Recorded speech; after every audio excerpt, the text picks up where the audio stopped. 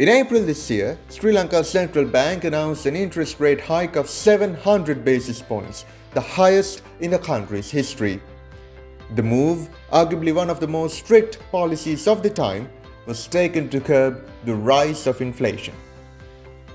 What does raising interest rates mean, and how does it curb inflation?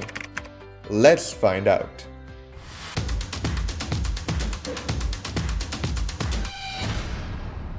First, let's define what inflation is.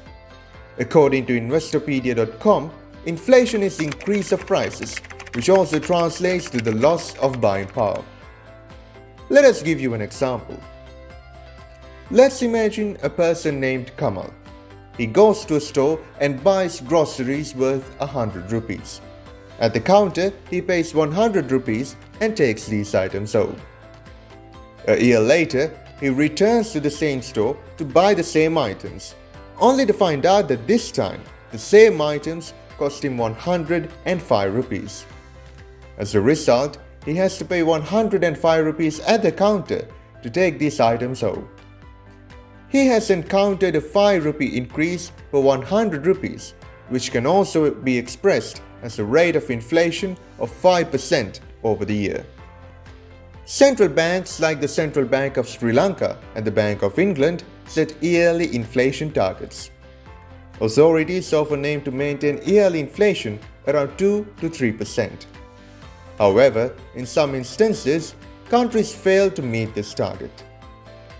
Not only has Sri Lanka failed to meet this target, but it has ended up in a massive downward spiral of inflation. Sri Lanka's inflation was last recorded at a whopping 133%, according to Johns Hopkins University. Inflation is triggered by many factors. A leading cause of inflation is money printing. When the amount of money printed by a country cannot be justified by the assets owned by that country, the value of money decreases. In Sri Lanka's case, the government printed 2.3 trillion rupees from January 2020 up until March 2022. Another way inflation takes place is when the currency is devalued. Devaluation leads to a loss in the value of a currency, thereby making exports more competitive and imports more expensive. This, in turn, contributes to inflation due to the higher import prices and rising demand for exports. This was another significant cause of inflation in Sri Lanka, with the central bank devaluing the currency from 200 rupees to 360 rupees for $1 within a couple of months. Central banks around the world rely on interest rates to keep inflation in check. The Central Bank of Sri Lanka raised interest rates by 700 basis points in April, the highest rate hike in the country's history. Although not as brutal, the Federal Reserve of the United States, along with other similar entities, seem to be following suit. Interest is an additional amount you pay to a lender to make lending worthwhile.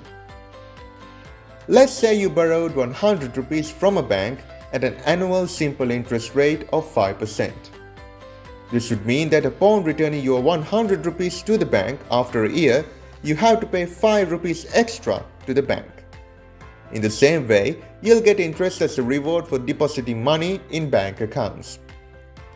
There are different forms of interest, such as simple interest and compound interest, which we won't get into right now. Banks operate in the same way. They keep part of their money in central bank and get interest on money deposited as a reward. Banks charge a high interest rate when lending money to make it more profitable than saving in a central bank. High interest rates can lead to significant consequences, which may send ripples across an economy. High interest rates make it more difficult for companies to borrow money, thereby repressing business expansions. As a result, fewer jobs are created.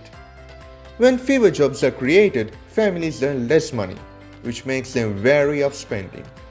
As a result, companies will find it difficult to raise prices given how hard it is for families to spend more. When price hikes are controlled, inflation is also controlled. Will Sri Lanka's move to control inflation work, or will it result in an economic depression? Comment your ideas below.